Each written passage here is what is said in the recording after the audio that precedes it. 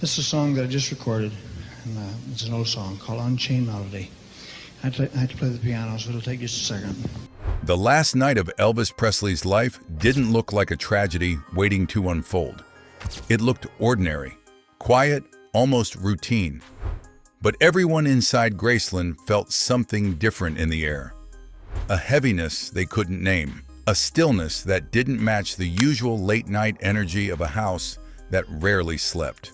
People later described it as a mood they sensed more than understood, the kind that settles into the walls before anyone realizes something irreversible is already in motion.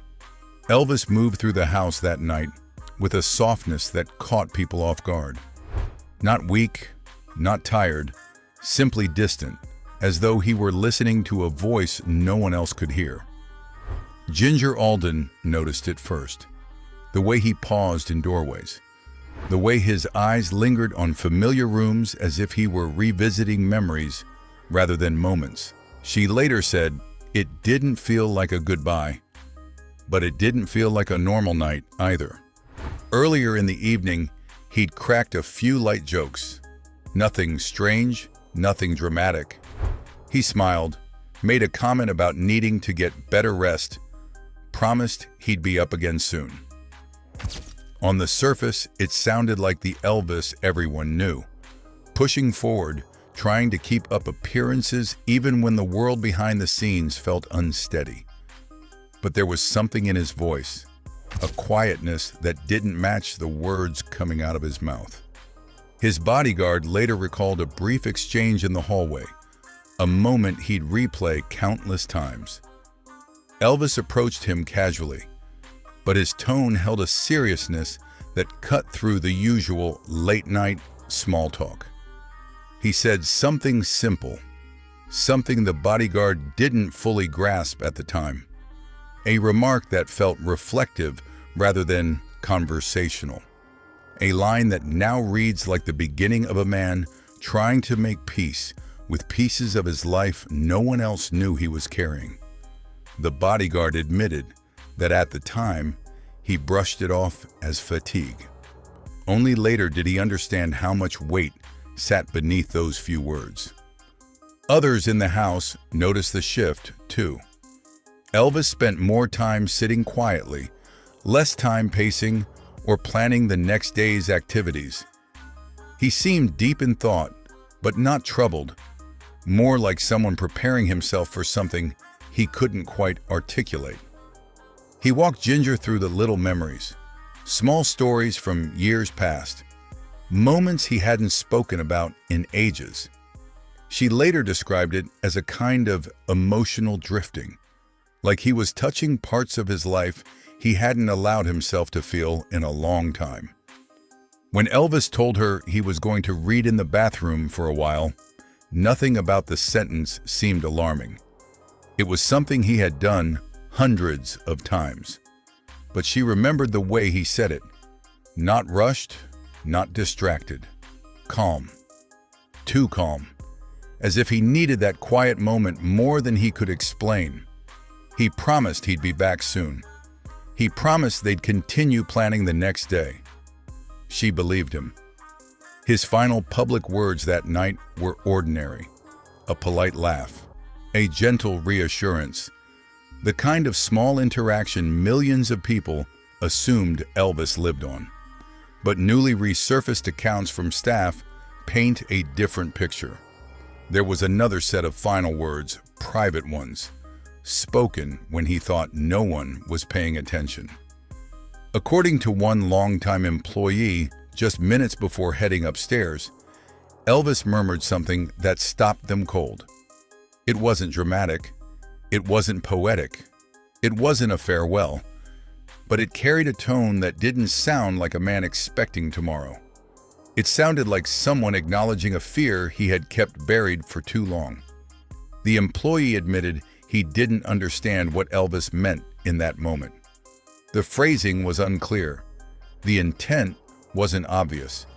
But the uneasiness it caused stayed with him for decades. What makes these final words so haunting is how ordinary they appeared until everything went wrong. Each person who saw him that night carries a version of the same memory. Elvis wasn't distressed, but he was different. There was clarity in his eyes that didn't match the exhaustion in his body. A sense of reflection that didn't belong to a man preparing for another day. A soft weight behind each sentence, as if he'd already begun letting go of something he couldn't name. When Elvis walked upstairs for the last time, no one thought they were witnessing a final chapter. No one understood that the subtle shift in his voice, the reflective comments, the quiet heaviness in the house were all warning signs wrapped in calm. And yet, the moment he disappeared behind that doorway, several people later admitted they felt something in their chest tighten, a feeling they couldn't explain.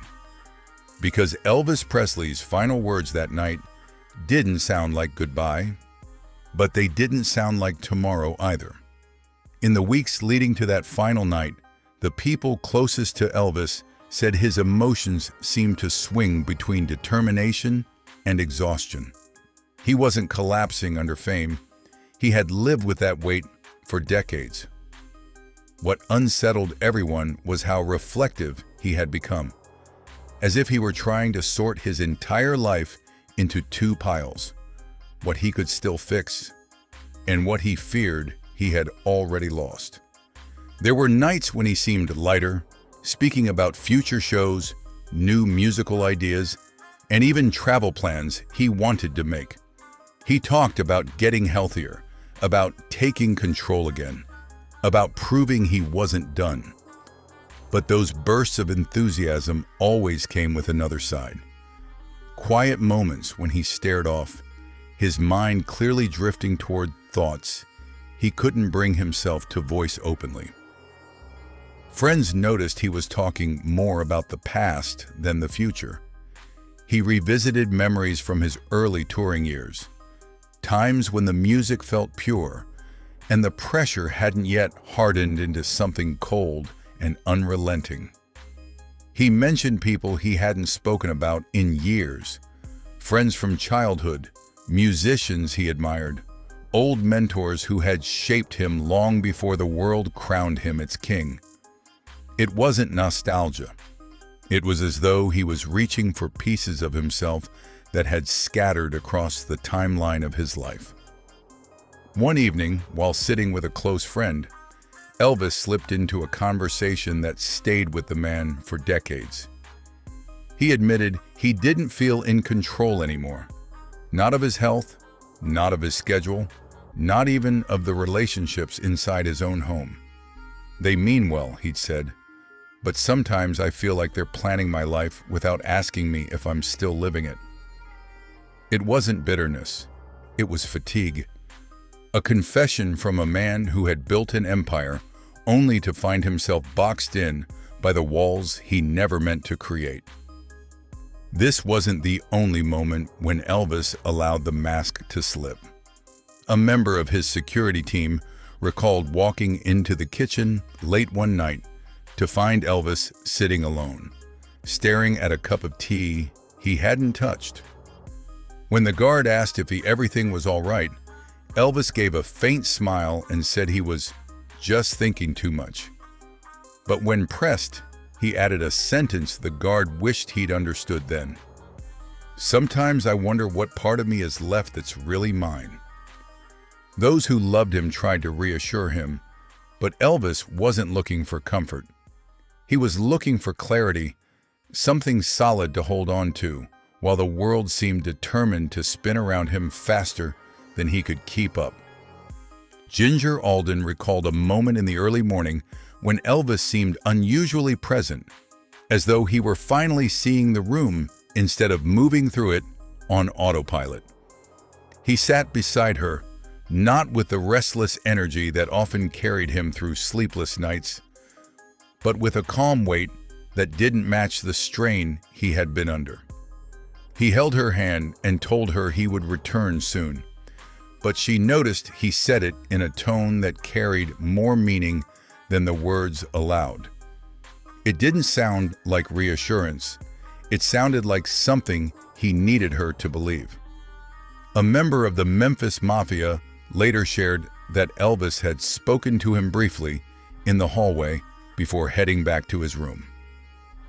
The conversation itself was ordinary, something small about plans for the next day. But then Elvis paused, lowered his voice, and said something the man would never forget. His words weren't dramatic, but they were strangely final. He said he was going to try to rest because he needed the strength for what's coming. At the time, the man assumed Elvis meant the upcoming tour. Only later did he realize those words felt heavier than any schedule. Another account came from someone who saw Elvis near the staircase shortly after that. He leaned against the banister, eyes distant but calm, and whispered to himself, "I've got to get myself together." Not as a performer preparing for a comeback, not as a star rallying for a show, but as a man confronting a private battle no one else could fight with him. The witness said Elvis didn't look scared. He looked determined, as if he were trying to gather the version of himself he wanted to be. One last time. What happened next became the final private moment of his life. Ginger later described how Elvis stood in the doorway of the room, looking back at her with a softness that made her feel he was carrying something unsaid. She asked if he was okay. He nodded. Then he gave her a look she'd never forget, half gratitude, half burden, and said the last words she would ever hear from him, "I won't be long." They were supposed to be simple. They weren't supposed to mean anything. But in hindsight, those 4 words sounded like someone trying to convince himself more than her. Someone who sensed his body was faltering in ways he hadn't shared. Someone who knew rest might not be enough this time. Ginger said the tone of his voice stayed with her long after she realized he wouldn't be coming back down. Another recollection emerged years later from a staff member who heard something through the door as Elvis walked into the bathroom. A quiet mutter, too soft to fully decipher, but the final phrase was clear. Something isn't right. Those 3 words, dismissed at the time as exhaustion, have become one of the most haunting fragments of his final hour. In the days that followed his passing, stories of that last night surfaced in pieces, each one offering a different window into the truth. Some remembered his determination. Others remembered the fragility in his voice. Yet they all agreed on one thing. Elvis carried a sense of awareness that night, an understanding of something shifting inside him.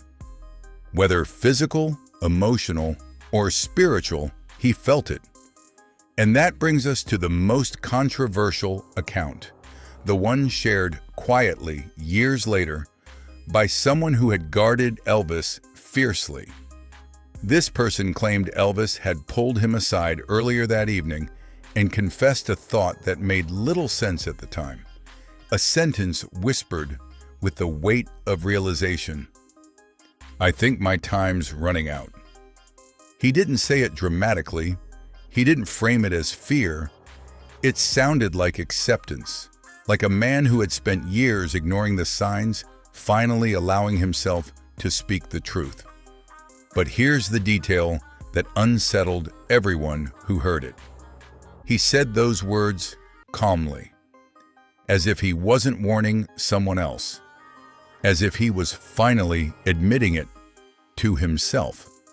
And yet, even that wasn't the last thing Elvis was heard saying, because according to one account, the final whispered words he spoke just before he walked out of sight weren't about fear or regret or pain. They were about someone he believed he had let down. And that revelation changes the entire meaning of his final night. In the days after Elvis passed, Graceland felt suspended in a grief too heavy to name. People moved through the hallways in slow, uncertain steps, speaking in softer tones, afraid of breaking whatever fragile calm remained in the house. Yet beneath the shock and mourning was something else, an unspoken understanding that the conversations from his final night carried meanings no one had been ready to face. Elvis's last private remarks weren't dramatic proclamations or cryptic puzzle pieces. They were reflections of a man who had been trying, quietly and desperately, to be heard. The people who knew his final words kept them close for a long time. Some felt sharing them would distort his legacy, turning his last hours into speculation rather than remembrance. Others held them back out of guilt, unsure whether those words were meant for the world or meant as confessions whispered into the dark. And a few simply couldn't bear to repeat them because doing so meant admitting they had missed the signs he'd tried to give them. As stories emerged over the years, a pattern formed. Elvis's last words, spoken to different people in different tones, weren't about fear of death. They were about burden, responsibility, and a sense of unfinished business weighing on him more heavily than anyone realized. He wasn't worried about his legacy. He was worried about the people he believed he had let down, the fans he felt he'd disappointed during difficult performances, the friends he feared he'd pushed away with the demands of superstardom, the loved ones he worried he'd failed by not taking better care of himself. His final whispers didn't come from panic. They came from conscience. One confidant admitted that Elvis spoke softly about wanting one more chance to get things right. Not a farewell, not a resignation, a hope. A hope that tomorrow would give him an opportunity to reclaim the parts of himself he felt slipping away. But the weight of those words only became clear after the news broke, when the man replayed that sentence again and again, realizing the quiet urgency behind it was something he had brushed aside in the moment. Another person revealed that Elvis's final private remark, the one spoken right before he disappeared down the hallway, carried a tenderness that didn't fit the heavy mood of the house. He mentioned someone he felt he hadn't treated as kindly as they deserved, someone who had stood by him even when he had nothing left to give. The remark wasn't long. It wasn't poetic, but it carried regret, gratitude, and something deeper, a wish for forgiveness he hadn't found the courage to ask for directly. For decades, these accounts stayed buried beneath layers of myth, speculation, and public fascination with the tragedy of his death. Those who held the truth believed they were protecting him, protecting his privacy, protecting the memory of his strength, protecting fans from the haunting vulnerability he carried in those final hours. They feared his last words would be twisted into sensational headlines or misinterpreted as predictions rather than reflections of a man searching for meaning in the shadows of his life. But as time passed, the silence around those words began to feel heavier than the words themselves. People closest to him began admitting that his final comments were not signs of imminent doom, but signs of a man who still cared deeply, perhaps more deeply than anyone realized, about the world he was about to leave behind. Elvis wasn't giving up. He wasn't forecasting his own end. He was speaking like someone who wanted more time to heal the cracks he felt responsible for. And when those closest to him finally came forward, they did so not to sensationalize his death, but to remind the world that Elvis Presley was not simply an icon who burned too bright. He was a man constantly fighting to reconcile the myth with the human being inside it.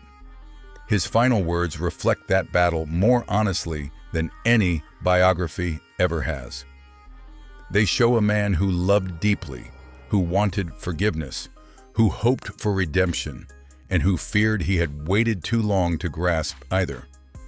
In the end, his last whispered sentence, spoken quietly, almost apologetically, captures the emotional essence of his final night. He wasn't saying goodbye. He was asking for one more tomorrow. And that haunting truth reshapes the story not of how Elvis Presley died, but of how desperately he still wanted to live. If Elvis's final words changed how you see his last hours, share your thoughts below. Do you believe he sensed what was coming? Or was he simply carrying emotional weight no one understood?